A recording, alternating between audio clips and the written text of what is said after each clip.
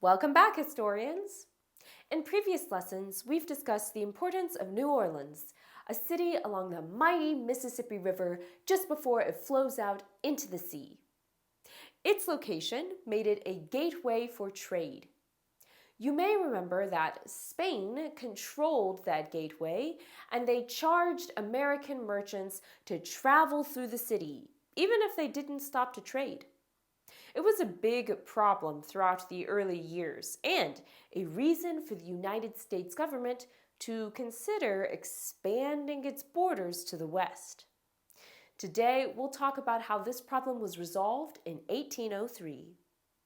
Our objectives are to explain 3 reasons that foreign ownership of New Orleans was a problem, summarize the events that made the Louisiana Purchase possible and the deal that was made with France, and list at least 3 effects of the Louisiana Purchase.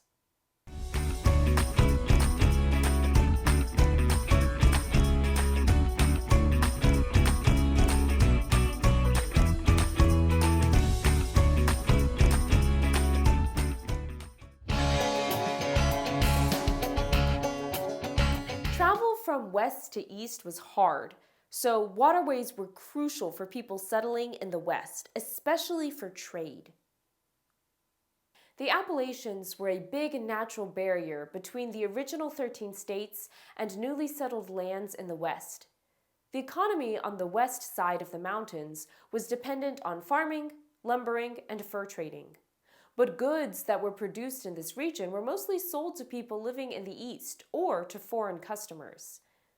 The fastest, safest, and cheapest way to transport goods was to sail down the Mississippi and travel by sea. Going around Florida in a boat was faster than cutting through the mountains to get from Kentucky to Virginia. Crazy, right? The U.S. had joint ownership of the Mississippi River, and Americans were free to use boats within it, except in the far south, where Spain owned the lands on both sides of the river. When Spain blocked travel to U.S. merchant ships in the 1780s, it was a big problem for 3 reasons. First, Spain charging taxes for Americans to pass through but not stop in their lands felt like Spain didn't recognize the independence of the United States. Second, the taxes were unfair and a problem for the economy. Tariffs shouldn't be charged on products that Americans sold to other Americans. Those weren't exports. And these taxes raised the prices of goods and made it more difficult to find customers when cheaper alternatives were available. A third problem hadn't occurred yet, but was a potential problem. What if Spain blocked travel to coerce Americans to do things against their wishes, like enter a war they didn't want to fight in? President Thomas Jefferson knew he needed to do something about this when he was elected in 1800, but he wasn't sure what to do just yet.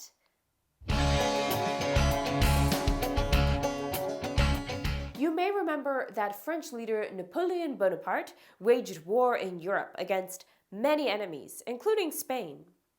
In 1800, Napoleon made a treaty with Spain which gave control of Louisiana, including New Orleans, back to France. Napoleon thought Louisiana might be good for feeding his troops. He could use the French colony of Haiti as a base of operations and rebuild a French empire in North America. But there was a slave revolt underway in Haiti. Napoleon sent troops to regain control, but in 1802, Haitians won their independence from France. This ruined Napoleon's vision for Louisiana as a breadbasket. His perspective changed. Now, he saw the land as something he could trade for money to help him with his wars. President Jefferson saw all of this as an opportunity for Americans to gain control of New Orleans.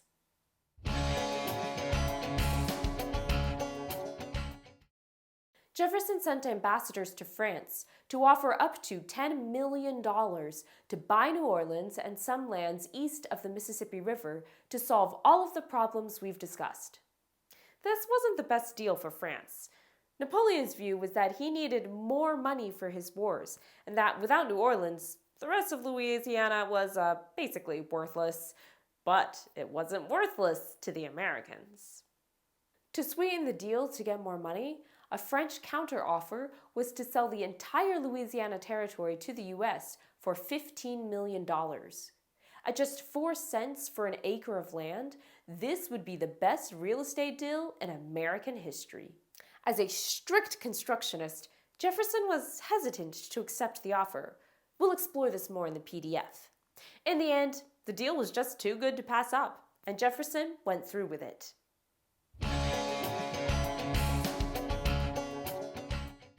It was a good thing that he made the Louisiana Purchase because there were many positive effects.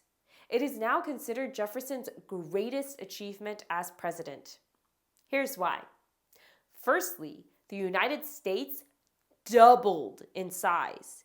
It now controlled over 1 billion acres of land. The U.S. now had complete control of the Mississippi River, so there was no gateway restricting travel or trade.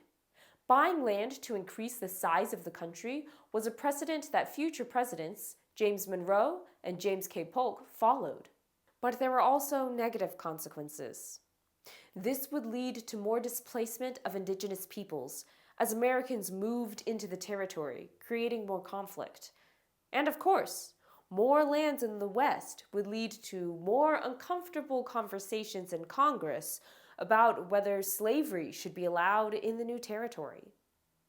We're going to have to deal with those problems at some point, right? Stay tuned for more on this in future lessons.